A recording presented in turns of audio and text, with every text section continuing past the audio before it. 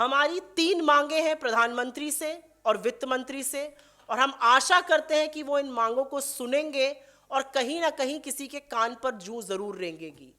हमारी पहली मांग है कि जिन कर्जदारों का ऋण माफ किया गया है उनका नाम सार्वजनिक किया जाए।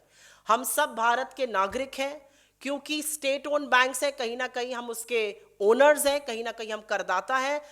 हमें जानने का हक है कि आखिर कर्जा माफी किसकी करी गई है।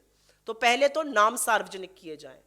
दूसरा, एक उच्च स्तरीय समिति का गठन किया जाए जो कि ये देखे कि किस प्रक्रिया से ये लोन माफी हो रही है, किस प्रक्रिया से राइट ऑफ हो रहा है, जो ये देखे कि किस प्रक्रिया से और किस तीव्रता से ये लोन माफी हो रही है, इसकी विवेचना करे।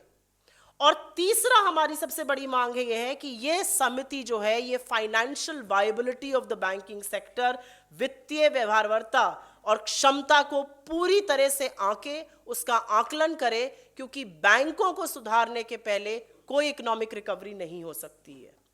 मेरा अंत में एक ही स्टेटमेंट है, और इसी एक मुद्दे के चलते आज की प्रेस कॉन्फ्रेंस भी थी कि जिस गोपनीयता से कुछ चंद लोगों को बेनिफिट पहुंचाया गया है, कुछ चंद लोगों की कर्जा माफी हुई है, वो जरूर एक साजिश का सूचक है।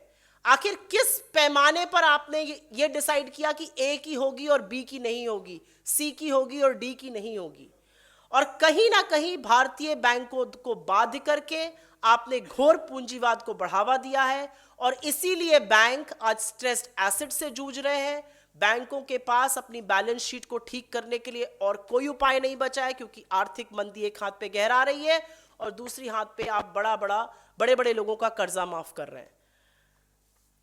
मैं आशा करती हूं और अपील करती हूं कि सरकार इस पर जरूर ध्यान देगी, और इसलिए देगी क्योंकि बैंकिंग को सुधारे बगैर, और मैं शायद एक अटके हुए रिकॉर्ड की तरह ये बार बार बात बोल रही हूं, थोड़ी बहुत जानकारी रखती हूं अर्थव्यवस्था की, जब तक बैंकिंग में सुधार नहीं आएगा आप अर्थव्यवस्था को नहीं सुधार सकते हैं।